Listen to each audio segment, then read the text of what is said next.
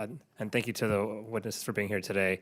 For Ms. Cruz-Kane, you mentioned in your testimony that we need to have a national security strategy for quantum, especially when quantum breaks encryption. Just for the folks at home, what are the ramifications of maybe a bad actor having access to quantum that can break encryption? What would that mean for our economy, for our national security? It's going to have severe ramifications for all of the things that you just mentioned. So the bad actors, again, are taking data, our sensitive data, our PII, government information, and storing it. And once in 10 to 20 years, when the quantum computer is developed, they can access all of that information. And much of that's going to be still sensitive in the next 10 to 20 years. So it can have severe ramifications on military operations. It can have severe damage to people whose PII is now out there, social security numbers, health information, you name it, as long as we are holding it and it's being protected by current encryption standards, they can take it and it'll be accessible to them once the quantum computer is developed. Isn't it true that theoretically quantum could break the encryption of Bitcoin, right? And that's a huge market alone, just Bitcoin, right? Is that true? Yes. And so it have huge ramifications for economy, for national security. And you mentioned wanting the ONCD to put together a strategy. Would you or anyone on the panel have any thoughts on what that strategy would look like, or any suggestions that the Congress could take action on right now? I will yield to everybody else, but first, in our report that we issued last year, we mentioned that there was a couple of key things missing from the documents that do comprise the strategy we do have.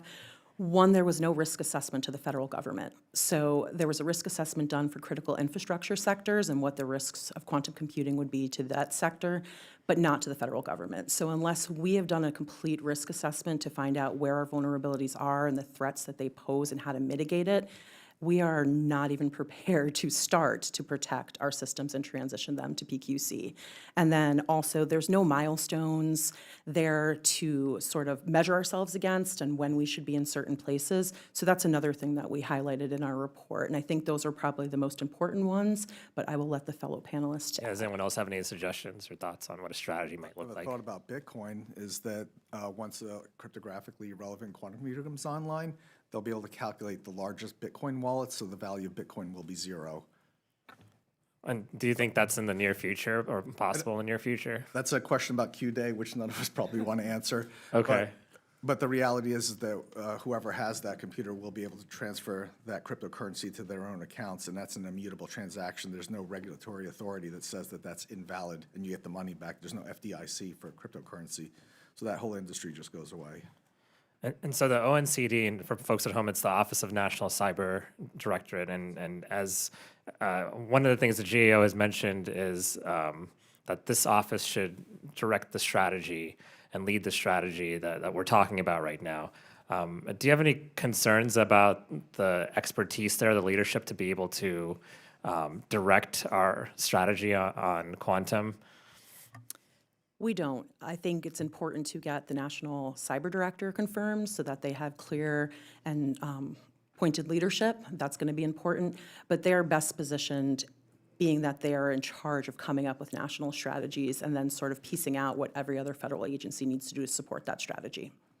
And I think, wouldn't you want a National Cyber Director who has technical experience or some sort of background in cyber policy? Yes, that would be a good idea.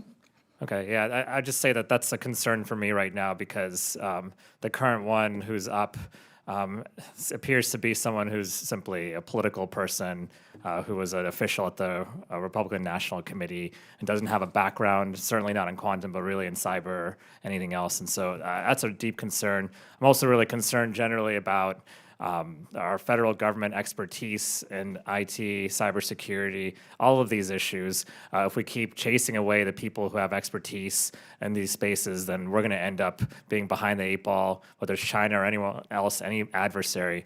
And so I'm going to continue to push to try to, try to fix this issue and make sure that we have good leadership at ONCD and we have a strategy in place, and we can do that in a bipartisan way. But two, also make sure that we're not chasing away the best and brightest in these fields, especially in cyber. So thank you, and I yield back.